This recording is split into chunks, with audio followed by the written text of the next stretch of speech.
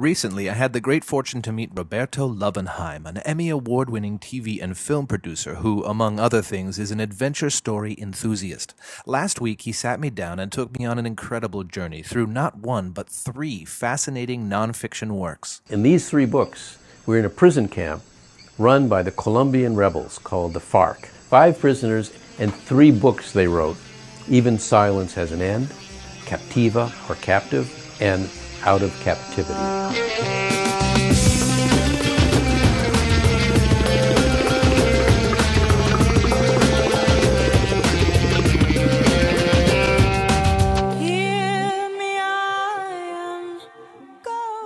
The books are all about a single real-life hostage ordeal that happened in Colombia between 2002 and 2008. Several people were kidnapped by the rebels and held in a prison camp or various prison camps. One is Ingrid Betancourt. It was February 2002, and Betancourt, a French-Colombian politician and Colombian senator, was campaigning for president in a region controlled by Marxist guerrillas. She lost. She didn't lose because she lost the election.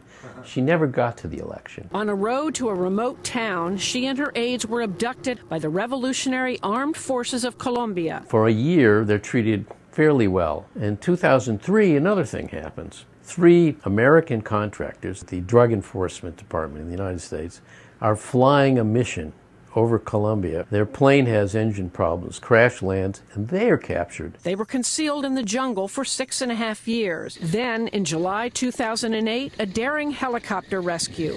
Colombian Army forces, posing as aid workers, freed her and 14 others without a shot being fired. So, within seconds, they were the prisoners, and the prisoners were freed.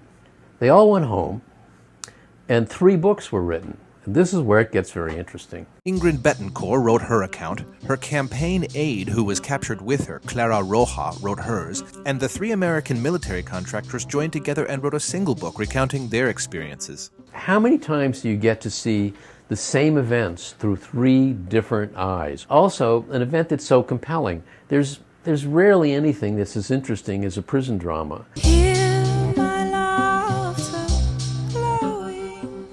Ingrid's book is probably the best literature, and it's very, very well written. And she starts it out with a quote that I thought really defined her life. I told myself that I'd had life too easy, conditioned by an upbringing where fear of change was disguised as caution. And what she learns is what real risk is about and what real danger is about.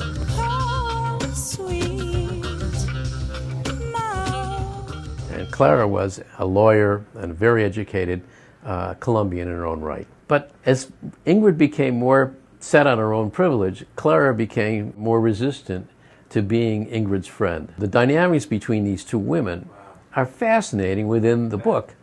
Then it becomes more fascinating because of this. Clara at the time is probably in her late 30s, and there is no escape that seems to be possible from this rebel prison. And she realizes that if she's ever going to have a child, she's going to have to do it now. Wow. So what she does is she finds one of the rebel leaders to impregnate her. It's pretty an amazing piece of drama. Mark, Keith, and Thomas have very separate identities. They're team writing. It's 1 chapter by each. So you get a sense of who they are. Their point of view as military people is just totally different. They're people who are on a mission. Everything that goes on with them is through the eyes of people who are used to tough situations, privation, how armies work, what really is the inner workings of a prison camp, and how to make the best advantage they can to survive. And they are survivors. So it's a different point of view. The great adventure for me in this was all 3 books. I read Ingrid's book first. I was fascinated by it. I couldn't put it down. It led me to think, well, what could these other books be? It's almost like doing your own basic research on a subject and coming off with your own point of view. I would recommend that anybody, if you're going to get into this event, walk around all 3, because only in seeing that whole path do you really know what the map is.